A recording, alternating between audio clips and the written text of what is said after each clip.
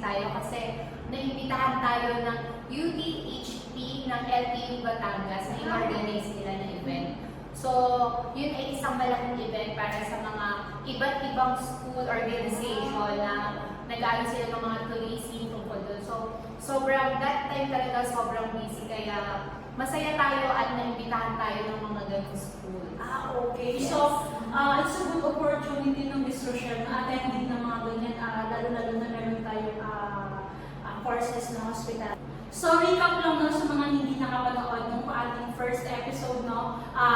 Pinag-usapan natin dito yung about PLC, Yes. what to offer, no? And then the founder. So, sa mga hindi pa nakapanood ng ating first episode, pwede niyo siyang panoorin dito sa link na ibibigay natin sa baba. And today, our second episode is all about the different educational institution na meron ang Canada. Wow! So, that's right, Miss Rochelle, no? So, sa ating mga PLC community, meron tayong iba't ibang institution sa Canada. Una is the universities, second is the public colleges, and last one the private college. So, ayun na nga, Miss Joanne.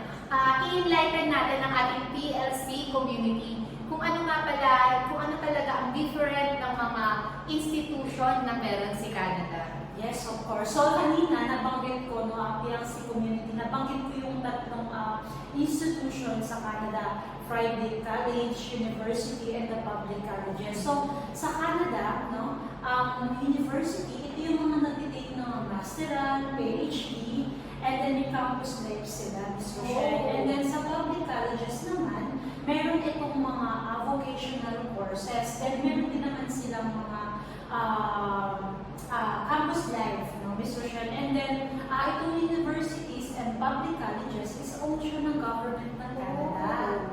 So, ayun yung difference niya. Then, and last, Ms. Rochelle, is the private college. So, sa private college naman, PLC community, may dalawang category. Meron tayong academic and meron din career. So, sa academic, more na-aral yung mga estudyante natin. So, hindi sila makakapag-masyad ng trabaho? Yes, they allow naman to part-time 20 hours per week. Pero more on academic din talaga sila, Ms. Rochelle. Kasi Monday to Saturday yung classes nila. And then, malamang sa malamang yung linggo yung assignment day. Yun na yung nangyayari sa academic.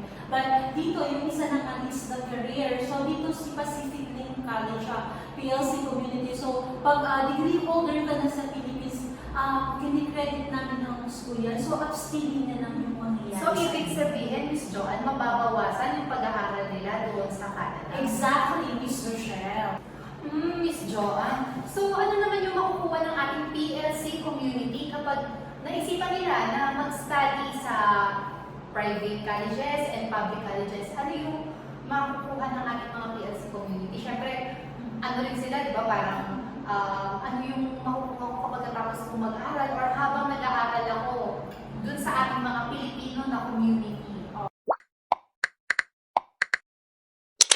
Okay. So, maganda yung natatanong ng muna, Ms. Rochelle, para may enlighten yung ating PLC community. So, ano nga ba yung makukuha nila if they study or pursue yung study sa universities and public colleges? So, yun nga, makukuha nila is the postgraduate work permit, no?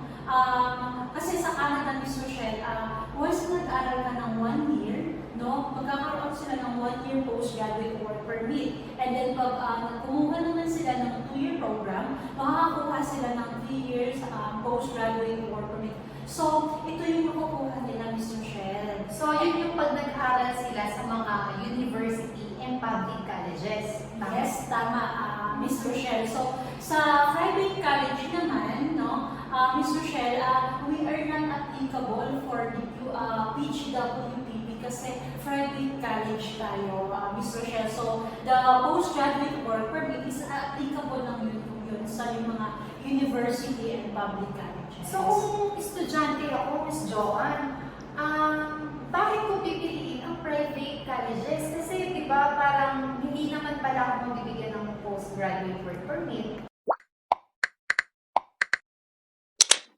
So, magandang tanong yan, no, para sa ating mga PLC community, Ms. Rochelle. No? Sa private college kasi, we offer co programs. So, yun, 6 months study, 6 months intern. So, ayun, while they study, pwede silang mag-part-time. Then after they study, pwede na silang mag-full-time.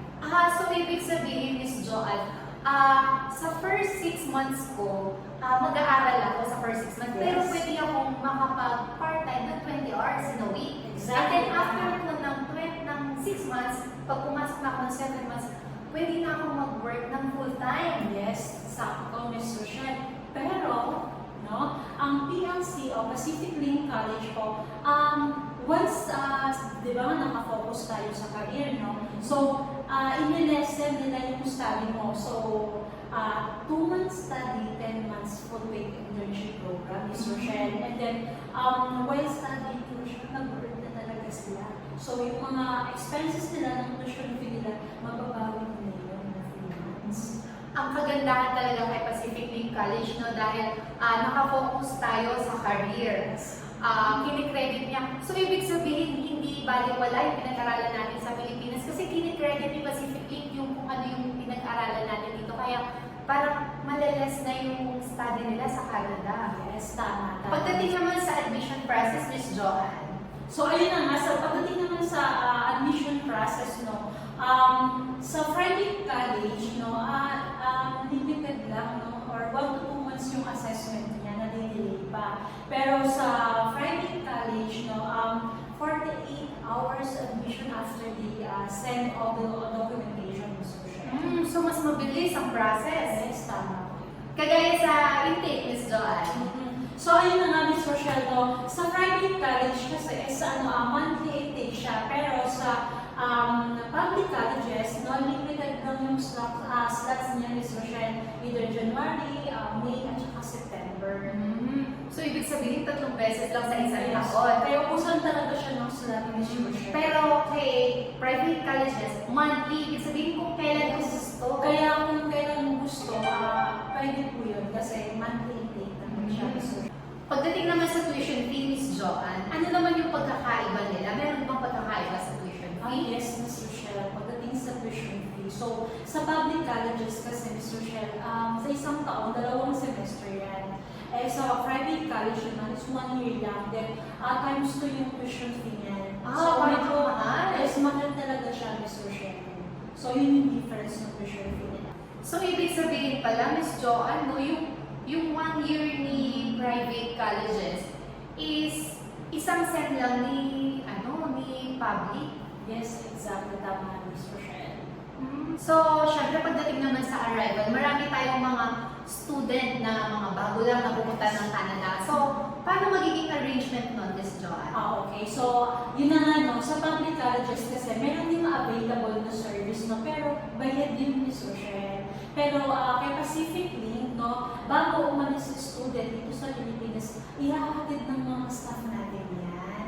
And pagdating naman nila sa Canada, no, we have ambassador na Pilipino na magpipick up doon sa airport mismo. And then, alam mo ba, may pa-free pa na Starbucks coffee. Wow, So, naman! Diba, kumbaga so yung support talaga ng ating school, no, sa mga estudyante para maiwasan natin yung, syempre, sa panahon ngayon, di ba, Ms. Rochelle, para maiwasan natin yung mga hassle, no, sa ating mga estudyante. Kumbaga, At saka, Miss, ang galing naman nun, Miss Joanne, di ba? Para, Yes. alam mo yun, pag nagpunta kasi sa ibang bansa, hindi na pala ako matatakot with Pacific Link College, di Yes, ba? tama, Ms. Rochelle, kasi under full support talaga yung ating school. Para ka nang nasa home talaga, di ba? Yes, exactly. So, ayun na nga sa mga interesadong mga estudyante na gusto mag-aral sa Canada, no, bibigay po kami ng free counseling, no, and open po kami from Monday to Saturday, and pwede na po kayong mag-visit sa aming office located dito sa Sampaloc, Manila, at may isa pa po kami office located sa High Five Vinyl! Yes. For more information and details to study in Canada, please subscribe this channel. Please like, share this video. And see you in our next podcast episode. Thank you, PLC community!